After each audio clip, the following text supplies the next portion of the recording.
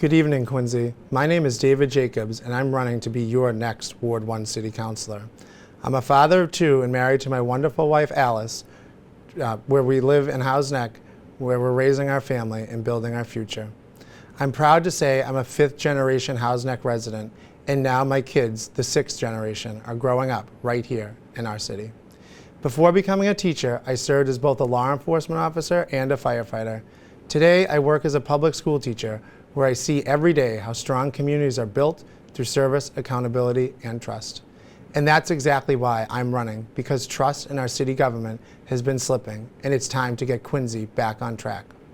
Over the past 6 months, I've knocked on thousands of doors all across Ward 1. And one thing is clear: people feel unheard. When residents feel unheard, trust in government begins to fade, and that's exactly what's happened here in Quincy. Now let me start by saying Quincy has come a long way. We've seen new parks, new schools, and important investment in infrastructure. Those are real accomplishments, and I applaud the hardworking city employees and contractors who make those things happen every day. But none of this is done by magic or by brilliant bureaucracy. It's your tax dollars making it possible, and with that, you deserve transparency and respect. Too often, big decisions are made with little debate or explanation, and that's how trust is lost. Last year, the City Council voted 9-0 to approve large pay raises for both the mayor and themselves. Those raises were postponed only after a state ethics investigation. When every councilor votes the same way on something so controversial without listening to residents, it tells people that City Hall is serving itself and not them. And that's how trust is broken. A group called Quincy Citizens for Fair Raises tried to give residents a voice, collecting over 7,300 signatures to bring the issue to a public vote. But over a third of those signatures were thrown out, many simply because their handwriting didn't meet the city standard. When thousands of people take time to sign a petition and City Hall rejects them on a technicality, that's not bureaucracy, that's disenfranchisement. And when the City Council stays silent while that happens, it erodes trust even further. And let's not forget, City Councilors are part-time employees who receive full-time benefits, health insurance, and pensions, all paid for by you, the taxpayer.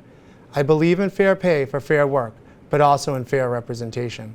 When elected officials look out for themselves first, trust breaks down.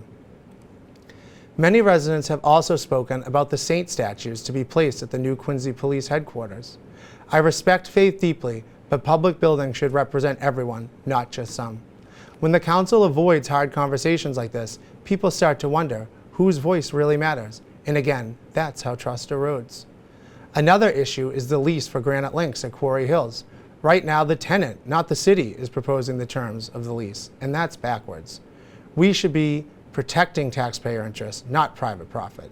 As your councilor, I'll push for an independent review to make sure the deal is fair for Quincy residents now and in the future. Because when multi-million-dollar deals happen without scrutiny, the public trust pays the price. And it's not just Granite Links. The city has given large tax breaks to developers to build luxury apartments and condos, putting more money in developers' pockets without lowering rents for Quincy families. Meanwhile, the cost of services continues to rise. It's homeowners and renters who are left paying more in property taxes and rent to cover the difference. That's not fairness, and every time it happens, it erodes both trust and faith in how our city prioritizes its people. As your next Ward 1 councilor, I'll be hands-on and accessible. When you reach out, you'll get a response. You'll know I followed up and made your concern known to city officials. Some of you have stopped calling City Hall because they don't think anyone will call back. That's the kind of trust I will rebuild, one call, one conversation at a time. I'll hold regular community meetings so that every voice can be heard before decisions are made. Under my leadership, the Office of Ward 1 Councilor will be inclusive, responsive, and transparent, because that's how trust gets restored.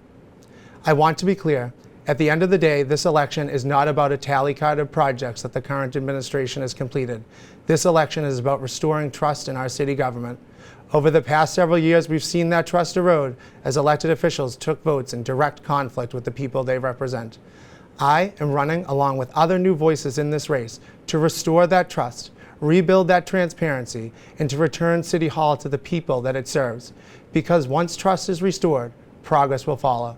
Thank you, Quincy, and thank you, Ward 1 residents. I hope to earn your vote on November 4th.